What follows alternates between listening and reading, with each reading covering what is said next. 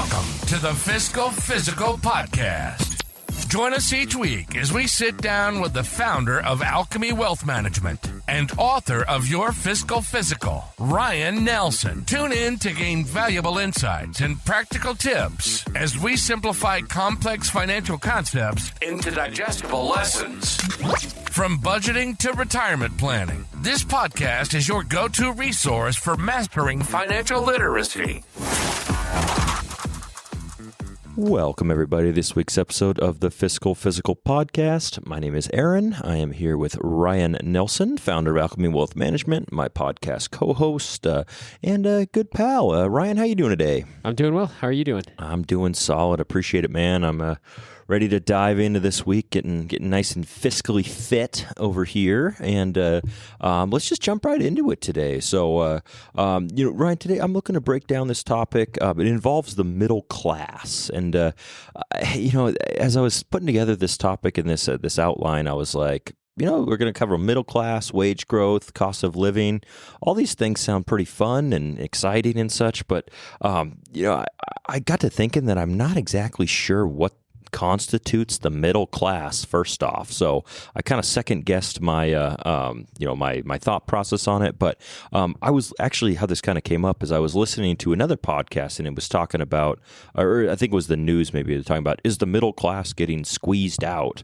And I was like, I don't know. Are they? Let me ask. Let me ask the smartest financial guy that I know here. So I'm hoping today you can kind of give like a breakdown, maybe your honest opinion on this topic about exploring like wage growth versus the cost of living, and then like kind of tying in like what the middle class is, and is this squeeze real? Is it made up?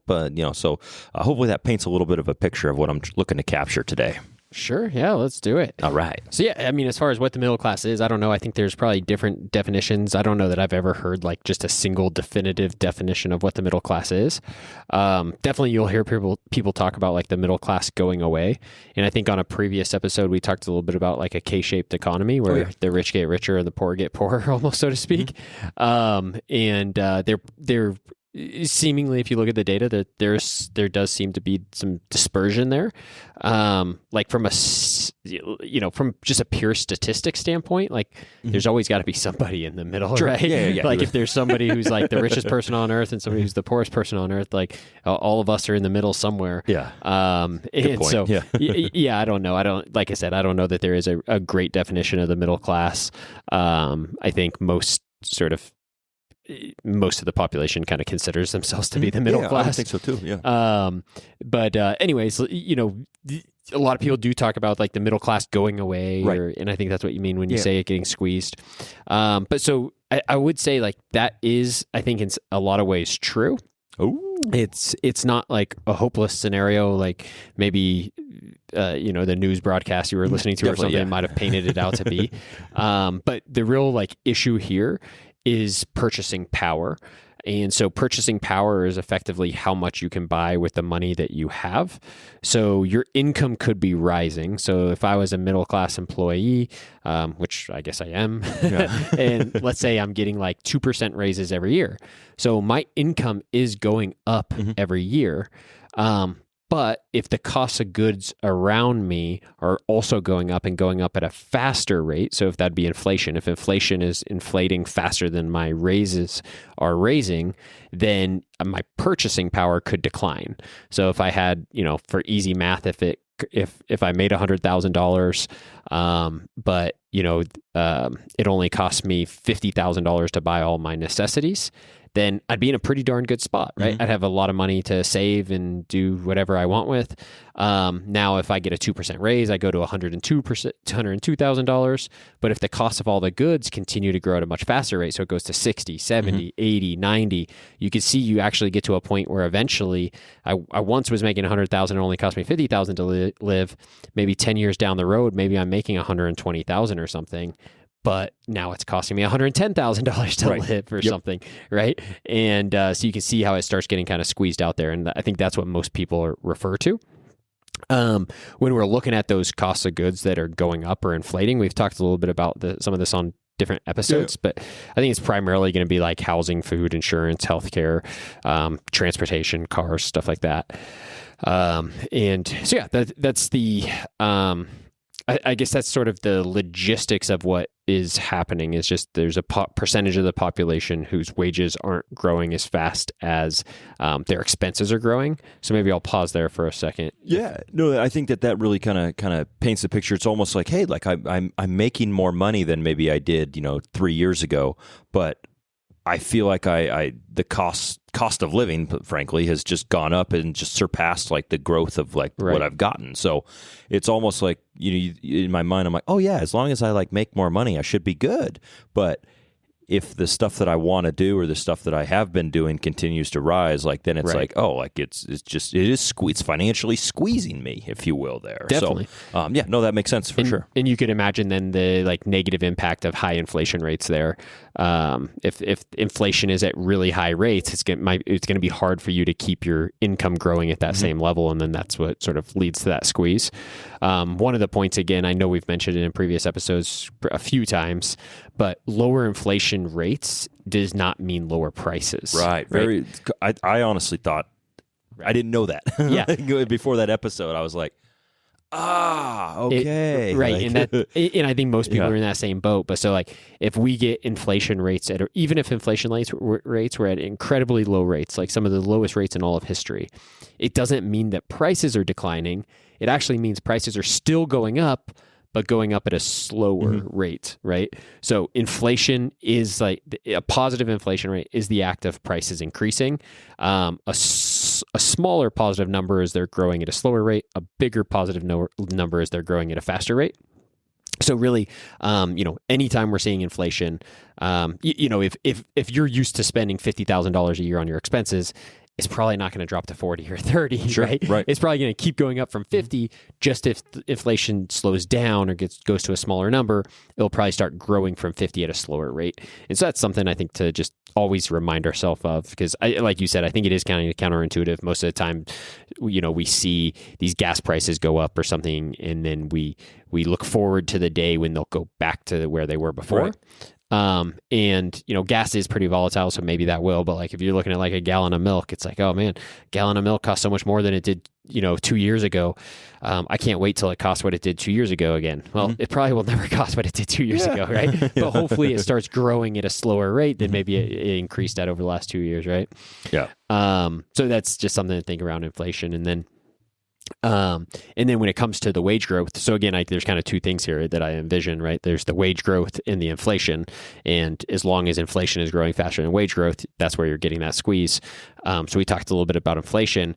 Then wage growth is interesting because not all people or industries, right? Some individuals in the middle class, their wages might be growing depending on their profession at a faster rate than inflation. And there could be somebody else in the middle class whose wages are growing at a slower rate than inflation, right?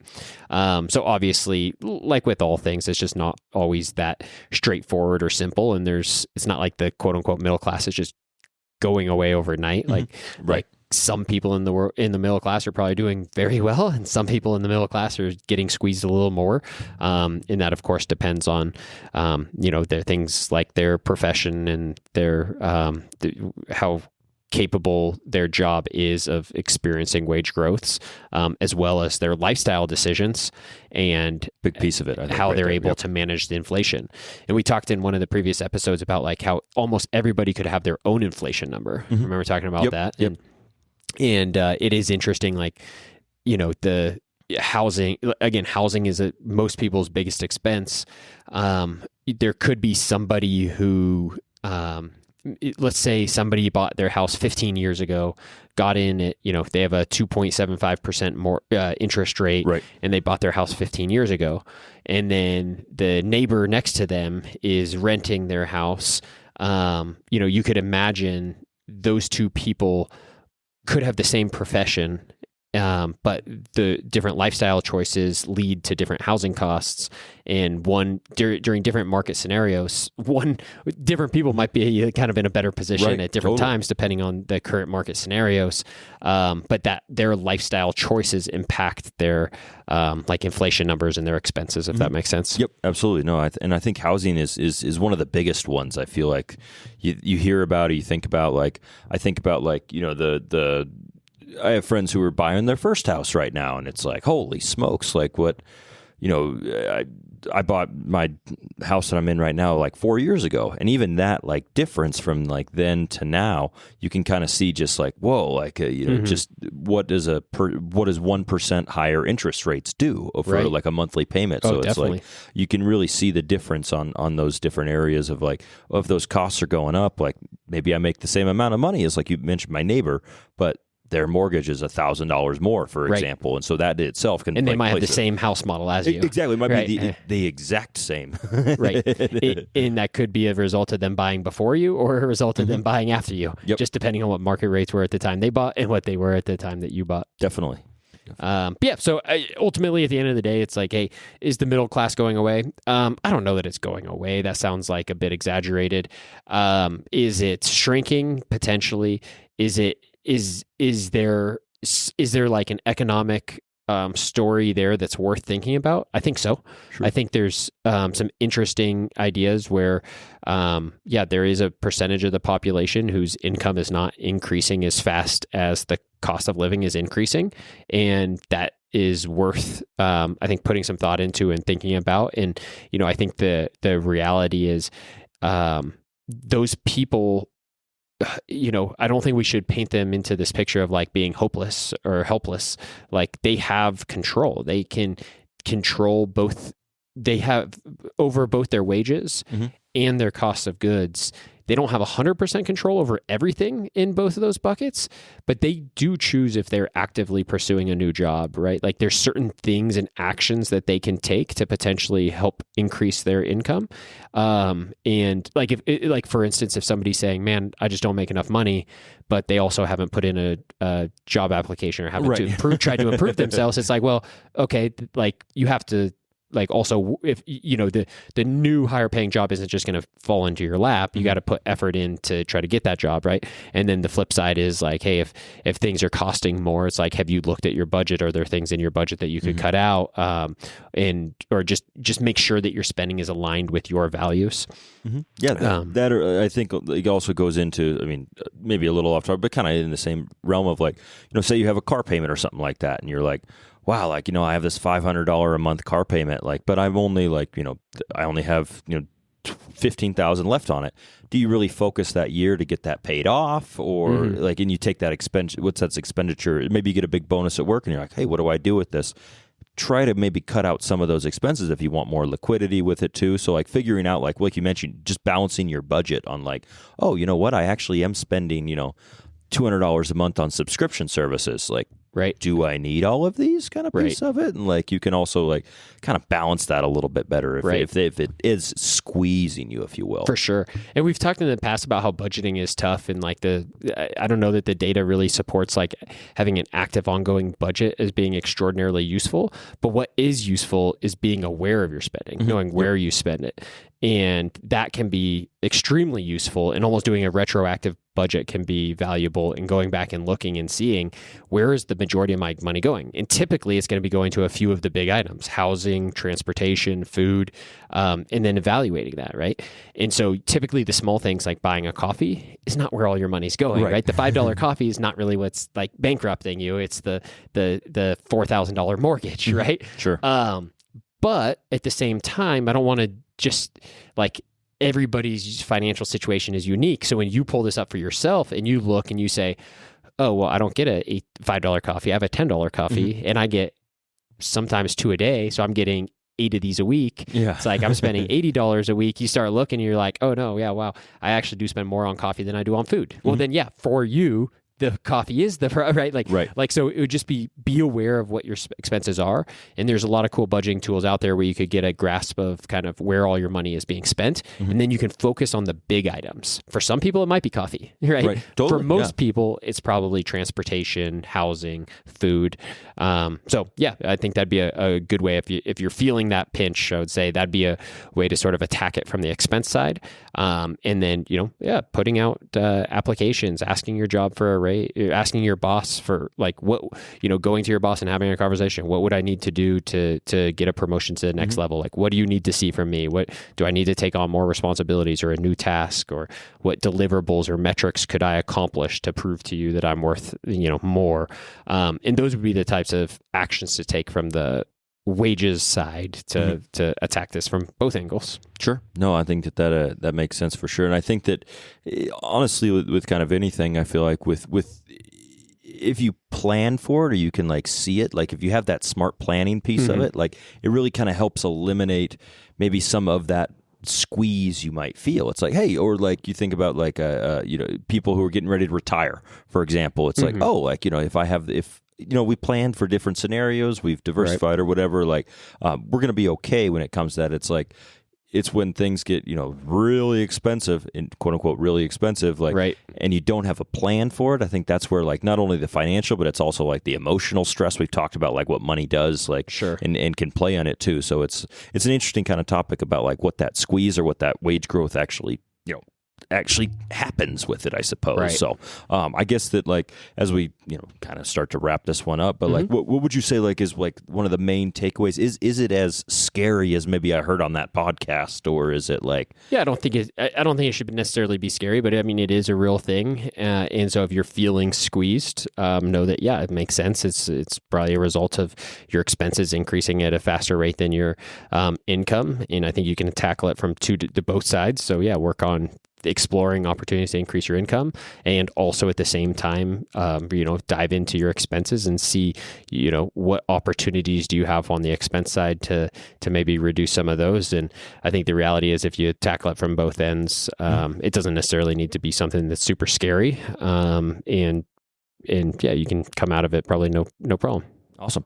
I like it, man. That was good. Any other final thoughts on this here topic before we wrap this one up? It sounds good to me. Awesome. Well, appreciate it, Ryan. And everybody, hopefully you guys will hang tight with this. We'll be right back on the other side of this.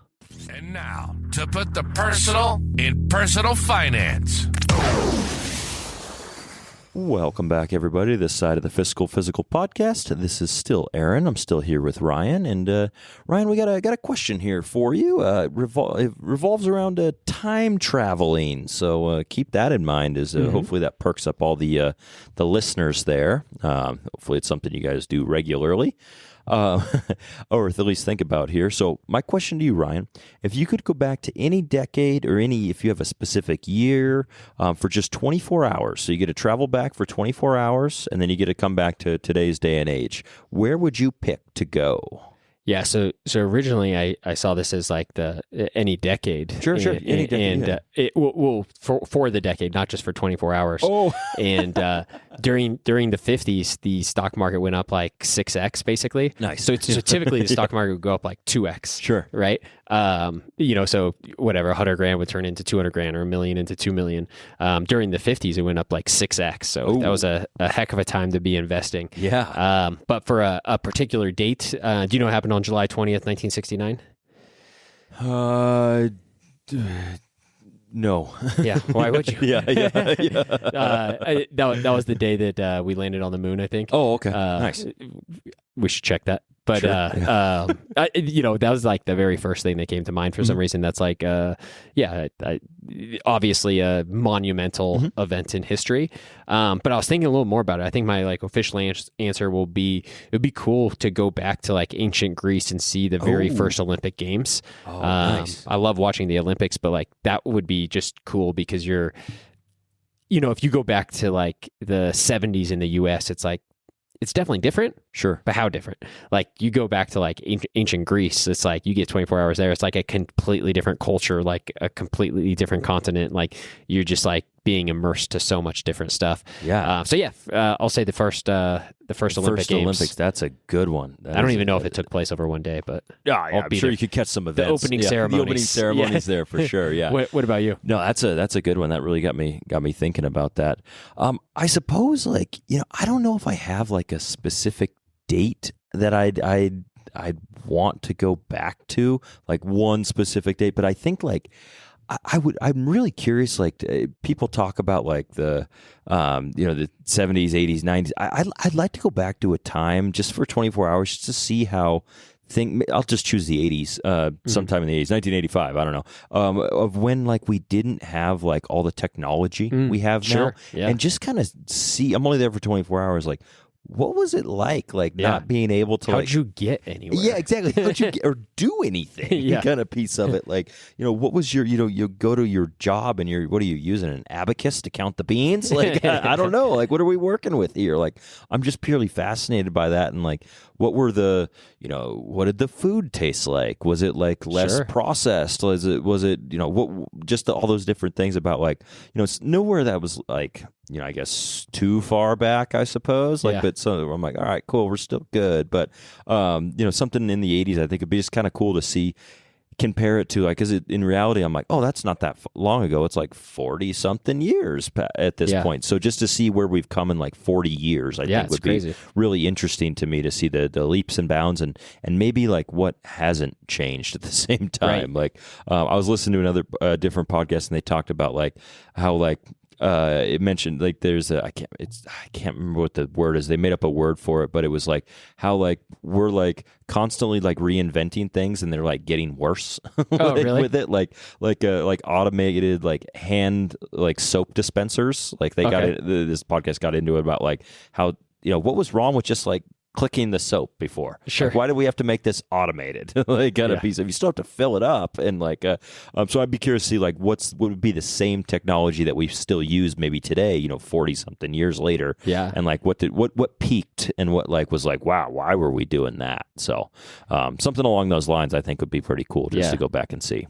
It is interesting. I think, if you've grown up with a technology for your whole life, you like really truly can't envision a world without it. So like electricity, like, or like a light bulb, like I'm assuming most of our listeners can't really truly envision a world without like light bulbs, but like, it's not that long, in the grand scheme of things, that's only 200 years ago. Sure. I was talking about going back 2,000 years. Right, So like, let's get dark. So, you imagine like from these first Olympic Games that I was talking about, I don't know when those were, but like call it 2000-ish years ago. I don't know. Then, even that over the last 2,000 years, 1,800 of them have been without light bulbs. Only the last 200 have been with light bulbs. Like, it's like, but I literally can't really even envision a world without them because it's so integral in our everyday part life. Of what we do now. Yeah. So definitely it'd be interesting to, as you continue to go back further and further and remove yourself from more and more technology, just to familiarize yourself with what life was like at that time. Absolutely. So awesome. Well, I challenge the listeners out there. Let us know, like, when would you guys go back? You got 24 hours, go back, experience something. Let us know. And if you guys have any podcast topics you want us to cover as well, please let us know. We'd be happy to do so. And with that, Ryan, I'll turn it over to you, my man. As always, stay the course. Thank you for joining us for the Fiscal Physical Podcast. Until next time, happy listening. And as always, stay the course. If you have a question or topic suggestions, please email us at podcast@alchemywealth.com. If you enjoyed today's discussion, subscribe to the podcast to ensure you never miss an episode. And consider leaving us a rating and review on your favorite platform. This helps other listeners like you find the show. For more resources, you can visit Alchemy Wealth Management's website at www.alchemywealth.com or find your Fiscal Physical, the book, on Amazon. We'd be remiss if we didn't mention that personal finance is just that, personal. Please don't take anything we say as advice. The preceding content is for informational and entertainment purposes only. It's not an offer or a solicitation, nor should it be construed or relied upon for tax, legal, or investment advice. It doesn't consider your personal financial situation or objectives and may not be suitable for you.